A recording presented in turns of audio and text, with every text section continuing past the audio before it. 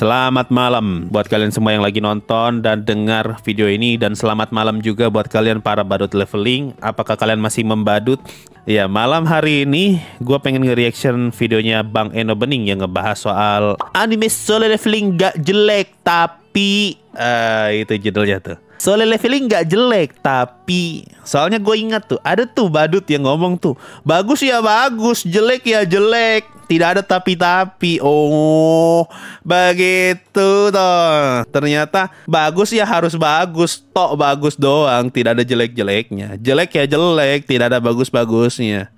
Kenapa ini seorang Eno Bening bikin judul kayak gini? Solo leveling gak jelek tapi tidak konsisten. Ini mah jelas ini adalah konten untuk merendahkan solo leveling. Kalau jelek ya jelek bang, bagus ya bagus, tidak ada tapi-tapi.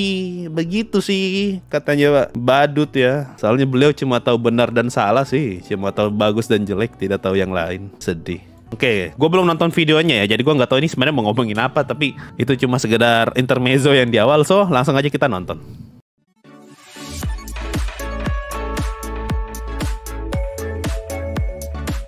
Gue denger-denger fans dari manhwa ini rame dan banyak di Indonesia. Jadi brace for impact, karena mungkin kalian gak akan suka sama review ini. Jadi inilah review gue terhadap maksud gue solo leveling. Perlu dicatat loh, gue nggak pernah sebut solo leveling tuh mid leveling loh. Artinya harusnya gue masih lebih mending daripada dalam tanda kutip ya, gue masih lebih mending daripada Bang Eno soal ngomongin solo leveling. Gue nggak pernah sebut mid leveling loh, gue cuma sebut mas-mas solo.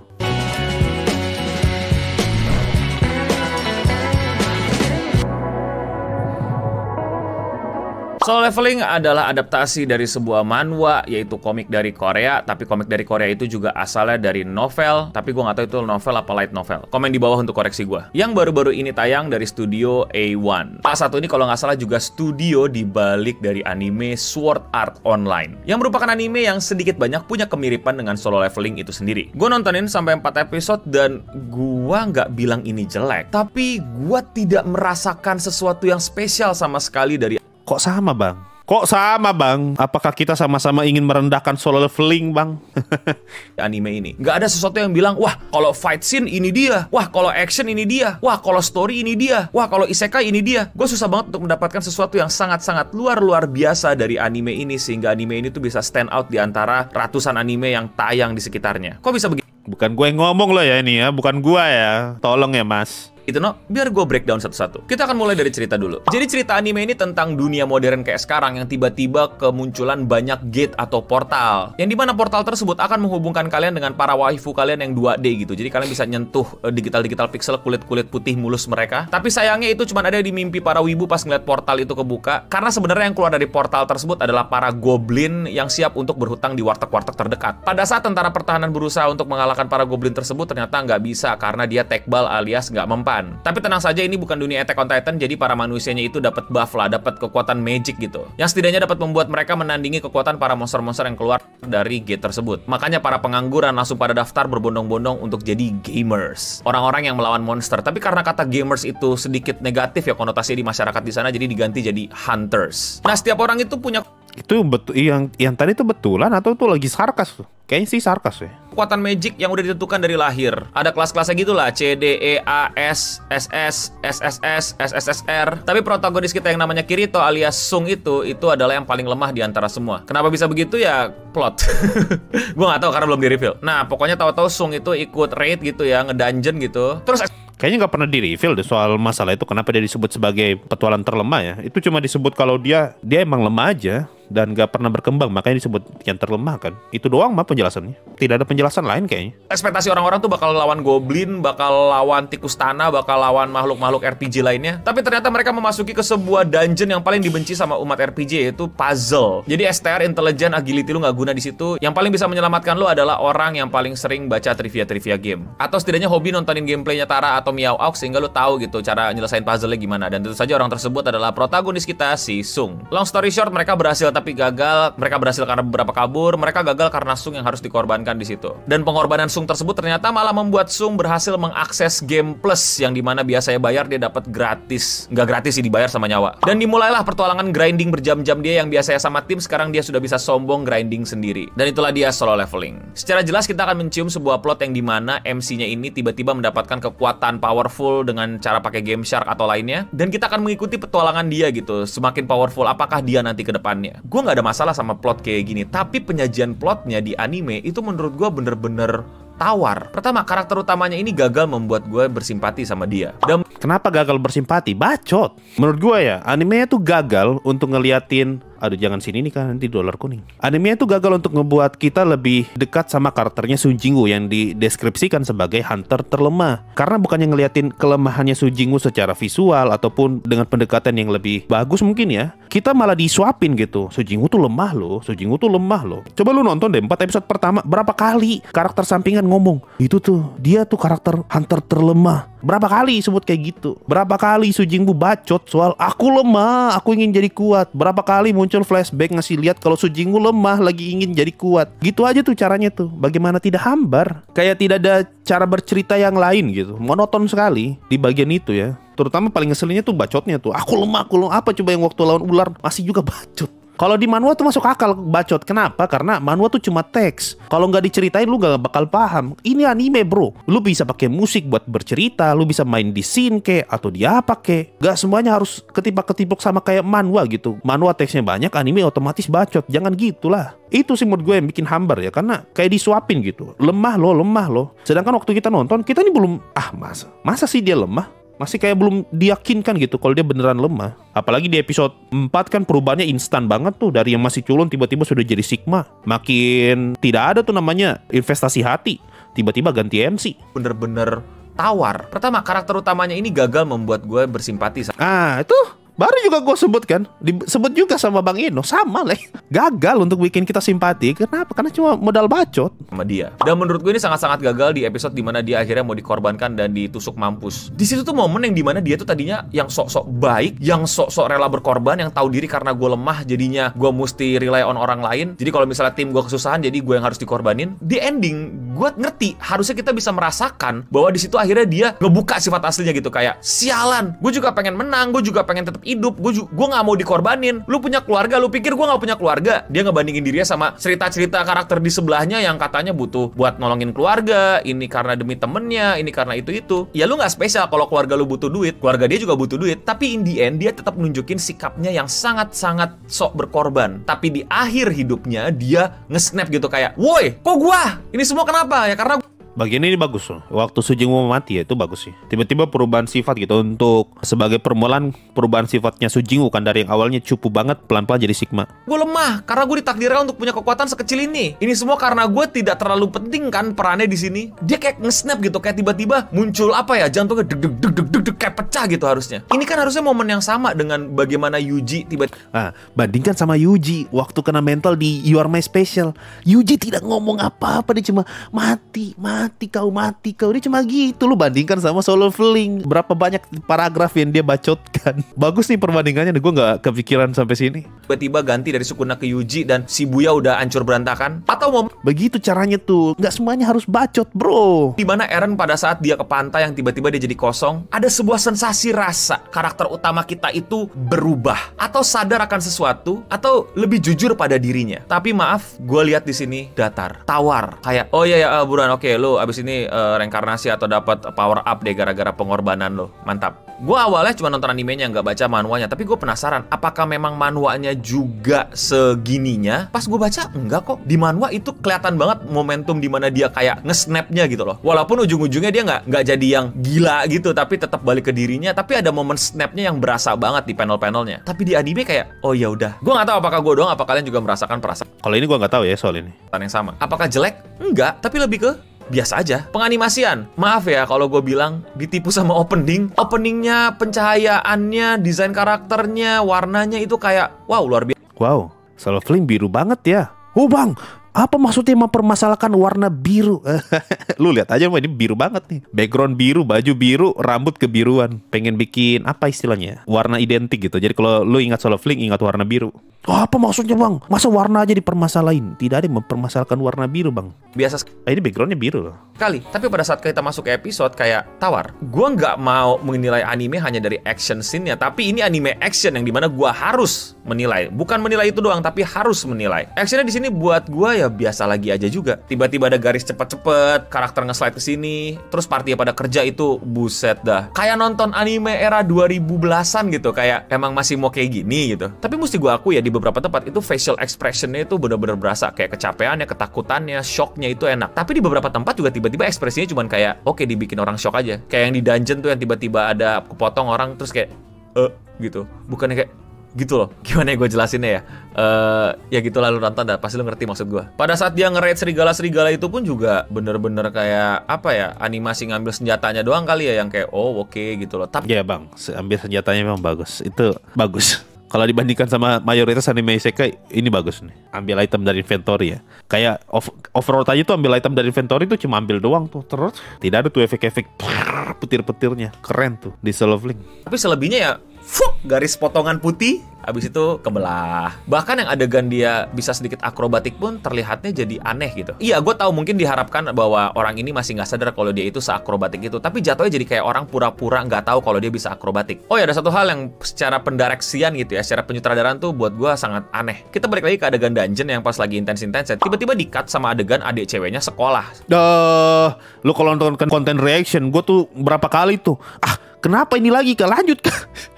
Karena lagi tensinya lagi tinggi kan. Tiba-tiba dipatah tuh sama ini nih, scene adeknya Sujingo tuh. Lagi seru nih. Lah kenapa lu balik ke sini lagi? Lanjut lah, gue pengen lanjut nonton nih. Disinggung nih soal ini. Ada tuh di content reaction episode 1 atau 2 lah, gue komentari soal itu.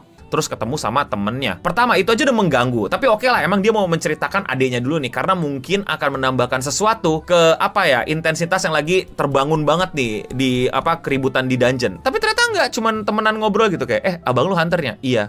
Oh. What? Lo silahkan belain di komen, ya gini itu kan buat kasih tau bang kalau dia punya adik. Gue udah tahu dia punya adik. Nambahin adegan adiknya sekolah tidak membuat adegannya menjadi makin sedih, malah membuat kita bingung. Dan gue pikir bakal dipanjangin gitu untuk nunjukin kesedihannya, bagaimana adiknya berharap kakaknya menang, bagaimana adiknya berharap kakaknya pulang bawa duit. Enggak, kita langsung balik lagi ke kerusuhan dungeon itu. Lah. Balik lagi ke segi penceritaan dan directing ya, gue agak sangat menyayangkan bahwa mereka tidak menggunakan sebuah animasi yang cukup simple gitu, kayak 3D pixel atau 2D pixel untuk menjelaskan dunianya gitu. Kayak oh ini senjata, oh ini magicnya, oh ini currency-nya ini bisa jadi duit, nanti orang tuh bisa awakening. Padahal mereka udah nunjukin dikit, tapi jadi kayak apa ya, jadi kayak gambar ke bawah gitu doang loh. Ini badan manusia terus dikebawahin gitu. Kayak kenapa nggak pakai 2D gitu aja gitu, kayak One Piece kalau ngejelasin awal-awal ini krunya lagi di mana aja gitu. Nggak harus 2D, nggak harus yang cibi-cibi. Tapi ngerti gak sih poin gue? Agak sangat disayangkan kalau menjelaskan. Nah, maksudnya gue nggak nangkap nih, gini maksudnya apa nih? Bikin kayak ilustrasi gitu, ngejelasin mekanik di Solo Fling tapi dengan ilustrasi 2D gitu maksudnya? Dunia itu dari dialog, padahal ini adalah media visual yang dimana Itu dialog, tapi ini media visual. Oke. Sudah banyak anime, bahkan media menjelaskan dunia itu dari dialog. Padahal ini adalah media visual, yang dimana sudah banyak anime, bahkan media kartun lainnya yang menjelaskan sesuatu itu walaupun ada dialog ya, tapi ada visualisasinya yang lebih menjelaskan tanpa harus nunjukin dunianya. Kalau nggak mau ke spoiler atau nggak mau terlalu apa ya, dibuka-buka lah rahasia-rahasianya nanti gitu. Oh kita mau nunjukin dunianya, jangan nanti ketahuan bentuk dunianya, ya udah kita pakai gambar-gambar di game gitu untuk menjelaskannya. Kan biasanya begitu, ngerti kan maksud gua? Jadi dialog antara si pemimpin asosiasinya itu yang mukanya ini sama yang dia tiba-tiba pidato dipakai proyektor itu kayak gak menambah apapun. Kayak oh iya, ya karena pertama gue udah ngerti dunia gaming gitu, dunia gaming RPG. Dan yang kedua, gue yakin buat orang awam akan lebih seru ketika dijelasinnya pakai gambar-gambar pixel atau gambar-gambar chibi atau gimana lah teknik lainnya yang membuat visualisasinya itu lebih jelas. Ke orang yang udah tahu tidak menambah informasi, ke orang yang belum tahu nggak dapat gambaran informasi. Dan kayak Isekai no Nobiri. Oh, yang itu yang kadang gambarnya jadi chibi terus ngasih ilustrasi gitu maksudnya. Karakter-karakter lainnya ya mungkin masih 4 episode atau apa gue nggak tahu, tapi bener-bener kayak gak ada satupun karakter yang wah gue pengen coba ikutin nih jalan karakter si ini. Bahkan sampai tamat bang, begitu emang bang. Kan si cewek yang jelas-jelas bakal jadi pacar jodoh atau love interest dari Sung ini, siapa yang nama tuh cewek ya? Jihyo ya? Ya itulah pokoknya, gue lupa saking ya kayak nggak tahu ya, nggak menarik. Adeknya sampai tamat masih begitu juga bang tuh cewek. ya dan teman adiknya. Ya udah, cewek yang tiba-tiba top notch, pemimpin asosiasi, terus salah satu guild nggak sih disebutnya di sana, atau salah satu agency gitu, kayak ya udah. Dan sekali lagi sampai tamat masih juga begitu bang. Emang begitu bang. Emang begitu bang. Sampai tamat bang. Gue spoiler nih bang. Sampai tamat begitu bang. gue nggak bilang ini jelek, gue bilang ini mid. Kalau lu bilang, wah lu ngebandingin actionnya sama Jujutsu Kaisen segala macam, enggak. Gue nggak berharap orang-orang tereksploitasi dan kerja sampai di kondisi yang sangat tidak menyehatkan untuk membuat animasi jadi sangat bagus. Otak gue dari tadi membandingkannya dengan dua, yaitu Sword Art Online dan Shangri-La. Apa yang ku dengar? Apa? Shangri-La Frontier. Oh, ini sudah pasti penyohong Shangri-La Frontier nih. Memang kalau sudah penyohong Shangri-La Frontier tuh suka-suka menjelekkan Solo Leveling. Begitu kata para badut. Begitu. Oh, begitu bang. Oh, iya. Frontier. Yang dimana buat gue secara genre, secara tipe, secara plot itu, gue nggak kenal sama Bang Eno. Gue tidak ada bersekongkol atau apa ya. Gue sama sekali nggak tahu kalau bakal disebut itu anime ya. Bukan gue yang minta ya. Bukan gue juga yang bikin ya. itu yang kita tahu mirip-mirip banget gitu. Jadi gue nggak bandingin visualnya, ceritanya, apapun itunya dengan Jujutsu Kaisen, enggak. Tapi gue akan tetap lanjut nonton karena ini nggak yang bikin pusing kepala, nggak yang bikin jadi malesin atau gimana. Kayak nonton apa ya? Oh ya, Solo Leveling udah ada nih, kayak gitu. Plus nah itu istilahnya apa? Bagus tapi biasa aja. Itu istilahnya tuh. ada hal yang menarik yang pengen gua buktiin. Gua nggak baca manualnya, cuman iseng ngecek doang gitu yang, oh ya gambar manualnya lebih bagus deh. Apa gua salah ya? Apa mata gua seliwer ya? Kalau menurut kalian gimana? Komen di bawah. Tapi balik lagi ke omongan gua gambar manual lebih bagus. Itu mungkin merefer ke itu tuh, dagulan chipnya Sujingo. Yang bisa pakai bunuh orang. Terlalu tajam. Bahwa waktu dia berantem sama serigala sama ular di stasiun itu kan dia kayak masuk ke dimensi lain gitu, tapi ada orang gitu. Apakah itu dia lagi terhipnotis sama sebuah mesin dan dia di situ malah ngebantai-bantain orang beneran di stasiun? Nah, pertanyaan ini gue sangat yakin dijawab dengan spoiler. Gue sangat yakin kalau ada yang jawab ya ini dijawab dengan spoiler. Padahal di sini gue lihatnya Bang Ino tuh lagi mencoba menggunakan kacamata orang yang tidak tahu apa-apa tentang Solev dan lagi ngikutin ceritanya nih, sedang berasumsi. Tapi visual dia kebantain serigala atau enggak, no? Lu berpikir terlalu jauh, no? Itu enggak sekompleks itu. Gak tahu. Mungkin kalian boleh spoilerin di bawah biar gue tahu apakah gue mesti ngikutin apa enggak. Betul, dijawab dengan spoiler. Bahkan diminta sendiri. Spoiler aja di bawah. Kalau itu terjadi buat gue keren. Tapi apakah gue Coba lu berpikir terlalu jauh, no? Bantain ada orang gitu. Wah, waktu dia berantem sama serigala sama ular di stasiun itu kan dia kayak masuk ke dimensi lain gitu, tapi ada orang gitu. Apakah itu dia lagi terhipnotis sama sebuah mesin dan dia di situ malah ngebantai-bantain orang beneran di stasiun, tapi visual dia kebantain serigala? Atau oh, tentu saja tidak. Oh enggak, no, lu berpikir terlalu jauh, no? Ya itu mah kejauhan ya Bang. Abang kan yang minta spoiler ya Bang. Ya gue kasih spoiler Bang. Tentu saja tidak Bang. Kejauhan itu Bang. Itu enggak sekompleks itu. Gak tahu. Mungkin kalian boleh spoilerin di bawah. Lebih jauh lagi Bang. Nanti ada dewa-dewa. Nah itu. Kalau itu mah kurang jauh. Itu jauh tapi kurang jauh Bang. Lebih jauh lagi Bang. Oh, biar gue tahu apakah gue mesti ngikutin apa enggak. Kalau itu terjadi buat gue keren. Tapi tentu saja tidak Bang. Tentu saja. Apakah gue berharap terlalu tinggi? Dan kalau kalian sangat tinggi itu, sangat tinggi.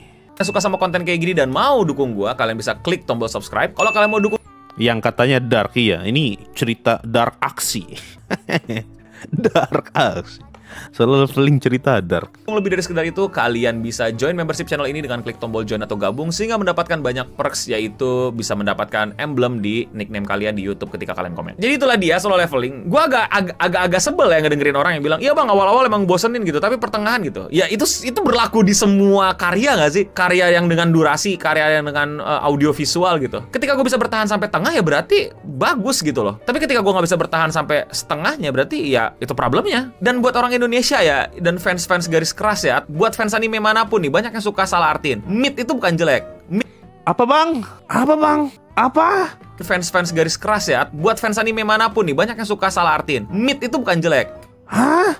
Mid itu bukan jelek, tidak bisa lah bang. Jelek ya jelek, bagus ya bagus. Otak saya kan simple bang. Saya tidak tahu istilah mid. Biasanya tidak tahu bang. Saya tuh tahu kalau bagus ya bagus toh, tidak ada jeleknya. Jelek ya jelek aja, tidak ada bagusnya. Tidak ada itu istilah mid biasa aja. Apalah tete bengek itu. Tidak sampai otak saya bang. Mid itu medicore, middle nggak sih? Tapi medicore yang paling penting gitu. Average, biasa aja. Aduh, tidak. Saya tidak tahu istilah biasa aja. Aduh adik. Cukup sudah. Bukan gue yang ngomong loh ini ya. Nggak spesial, nggak bagus banget, tapi nggak jelek juga. 6 atau 7 gitulah, tapi ya nggak 4. Ya tetap aja, silahkan aja kalian mau ngamuk-ngamuk di kolom komentar di bawah. Dan itulah dia review Solo Leveling di Radio Singham. Silahkan komen di bawah juga kira-kira anime apa yang lagi tayang yang perlu gue tonton dan gue review. Tapi gue lagi di Jepang, tak ada subtitlenya eta, ya gimana ya? Gue mending pamit undur diri untuk kita semua. Stay clean and sound. Apa maksudnya bang? Lu bilang Solo Leveling biasa aja bang. Ini menjelekan ya bang. Tadi lagi sebut yang di La Frontier lagi bang. Ini fix ini. Eno Bening ingin merendahkan Solo Leveling. Ayo lihat komen bang Eno. Seru nih kalau lihat isi komennya. Berapa sih? Komen 1.200. 1.200. Kita baca komen awal atas-atas aja. Awalnya gue berharap review kali ini lebih mendetail dan jelas. Ternyata agak kurang nyambung dari isekai ke pixel lah dan bla bla bla. Mestinya kasih perbandingan ke film isekai lainnya. Buat misalkan perbedaannya apa gitu sama SAO atau film lain biar jelas. Iya maaf ya, gue nggak mention SAO dan game like anime lainnya di review ini kayak Shangri-La, serta menjelaskan perbandingan tidak sehat jika action scene dibandingkan dengan JJK. Dan gue juga pun lupa gak dibandingkan dengan isekai. Kalau lu berharap Solo Leveling punya set karakter yang memorable, mending hilangkan harapan itu. Karena anime tuh manhwa ini MC oriented banget. Dunia itu berputar di sekitar MC-nya bang. Jawaban buat Eno 944. Enggak no, ekspektasimu terlalu tinggi. Solo Leveling tidak sekompleks itu. Poin Bang Eno emang benar kalau kita cuma nonton animenya. Lain hal lagi kalau manhwa reader, apalagi pas ini manhwa baru rilis. Pas manhwa ini baru rilis vibe-nya fresh banget. Bener, pas baru rilis emang fresh. Dan art style-nya juga top tier. Dan juga termasuk pelopor game RPG leveling dalam kategori manhwa. Bener-bener fresh. Dan kalau masalah story ya emang average. Konflik yang benar-benar bikin tegang ya di tengah-tengah manhwa chapter 60+. Di sini gue juga netral Bang Eno, soalnya ya memang pada dasarnya cerita Solo Leveling emang mid setelah bebas dari dungeon itu, dan build up karakternya masih tergolong bagus, tapi ya gitu kayak kebanyakan manhwa lain di pertengahan. Benar. Gue tiap baca manhwa nggak bisa expect cerita awal mereka bakal bagus-bagus banget. Karena setiap gue lihat komen di situs-situs komik, manhwa kebanyakan bakal nyuruh lanjut aja dulu sampai pertengahan. Dan ya setiap kali udah masuk pertengahan pasti dikasih plot twist, tapi juga dengan eksekusi yang beda-beda. Dan juga manhwa itu nggak sebulky manga yang satu panel bisa banyak bubble text, dan itu ngebaca satu chapter aja nggak berasa. Tapi ya karena biasanya orang-orang Indo pada malas baca, jadinya banyak juga kadang gue lihat orang yang pernah gue saranin manhwa stop baca karena manhwa di awal cerita pasti antara bagus pas di prolog mid. Aduh kasih titik koma kah Tuhan. Karena di awal cerita pasti antara bagus pas di prolog, mid di awal, atau mid sekaligus hingga pertengahan konflik dimulai baru bagus. Tinggal nilai sendiri apa yang kalian suka. Sehat nih semua ya, tidak ada barut-barut. Solo Leveling itu emang sejatinya mimpi basah para self-insert. Siapa sih yang gak pernah bayangin dirinya jadi si paling kuat, punya wajah dan badan oke, dan disayangi teman tetangga sampai punya unspoken risk. Ini Solo Leveling atau Isekai the Cheat? Ini mah Isekai the Cheat, ini mah bukan Solo Leveling. Secara story ya cuma daur ulang. Tiap artnya dimana si MC jadi harapan terakhir umat manusia untuk kalahin monster teramat kuat itu. Dan boom, MC jadi pahlawan, semakin disanjung dan semakin keren. Nah, bagus nih komen-komennya ya. Sampai sini tuh tidak ada badut. Ya itu tadi reaction konten Bang Eno yang ngebahas Solo Leveling gak jelek. Tapi apa adik-adik? Tapi biasa aja. Abang sudah bilang dari waktu episode 1 rilis, bahkan dari 1 tahun lalu loh abang bikin itu konten. Solo Leveling biasa aja. Abang sudah baca novel sampai tamat. Abang sudah beli novel resminya. Tidak percaya sama abang. Ya sudah lah ya, malah dicap menjelekkan. Aduh adik-adik, bagaimana ya? Ya udahlah ya, daripada abang ngomong lagi nanti dibilang menjelekkan ya. Biarkanlah video ditutup sama Bang Eno. Terima kasih bang. Kita ketemu lagi di konten reaction yang lain. Dan selamat malam, selamat tidur nyenyak. Bye-bye.